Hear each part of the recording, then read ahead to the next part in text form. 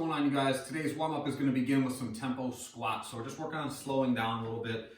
This is just a pretty traditional squat, but we're just going to add a 3-second descent to each rep. So shoulder width stance, feet point straight forward as we always do. Remember to keep a little bit of tension here. It doesn't need to be a ton, but just a little bit of tension in your abs will help brace your spine. We're going to send our hips back as our knees go out. We're going to take 3 seconds on the descent. We're not going to fully bottom out. We're just going to look to get our hips below our knees and then stand up at a normal pace. So 3-second descent, get our hips below our knees, and then stand back up. That's the first movement. Seconds, we're going to do stepping mountain climbers. So go to a plank, left knee to left elbow, right knee to right elbow. Nice and easy on those. Try to get contact. If you guys are having trouble getting contact, try to rock your weight a little bit further forward. It might stretch your wrists a little bit, but you should be able to get a little bit more movement through your wrist if you're not able to get your knee all the way up to your elbow on those. Then jumping jacks, pretty straightforward. And then a side plank. So when we're in a side plank, we're looking to get a straight line through our body. So make sure that when you're here, okay, we're trying not to let our hips sag down like this. Think about lifting up continually as you go. All right, just 20 seconds per side. The workout today, we're doing the Tabata interval, which is 4 minutes of 20 seconds of work, followed by 10 seconds of rest per movement, okay? So for the equipment version, we're gonna start with some dumbbell snatches. We're gonna do 20 seconds of them, and then you rest for 10. And we repeat that through for 4 minutes, all right, which means a total of 8 rounds. It's super confusing, I know. There's a timer listed out in the blog, so check that if you guys need something as for how to get all set up with that. The intervals are pretty straightforward once you just get the timer situated. What we're gonna do is we're gonna snatch this dumbbell all the way up to overhead, okay? So I'm gonna start by walking up to the bell. I'm gonna get the heavy thing right between my feet. I'm gonna pack my shoulders and squeeze my belly. And then whenever I snatch something, I'm looking for the basic setup position. There's some kind of wiggle room here, but basically what we're looking for is that when your hands are down to the weight, you want your hips to be in between your knees and your shoulders. So I'm not sinking way down like this, and I don't have my hips way up in the air like this. I'm somewhere about like that, okay? My shoulders are back, my abs are braced.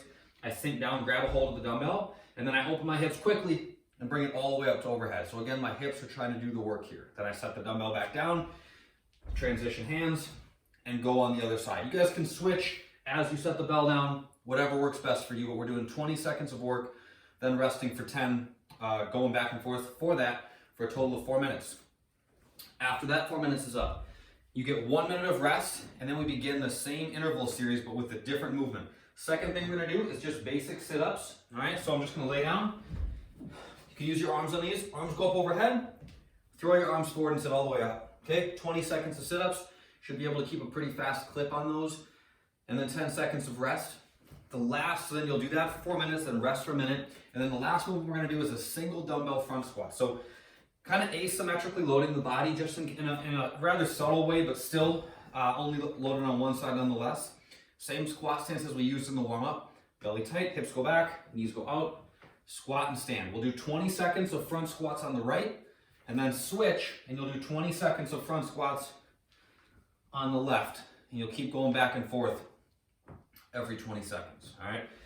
Your score when we do these Tabata workouts is gonna be the total number of snatches you accumulate, the total number of sit-ups you accumulate, and then the total number of front squats that you accumulate. So you'll be able to enter 3 scores in Wodify for that. Just note that each specific movement gets a cumulative count, and that's what you're looking for. Same exact thing for the bodyweight version, except we're gonna do kick-throughs for the snatches and squats instead of the dumbbell front squats. So kick-throughs, kind of a goofy movement, but a good core conditioning movement, one that you can kind of work through pretty quickly. I'm gonna go to a plank, okay? I'm gonna kick my right foot to my left.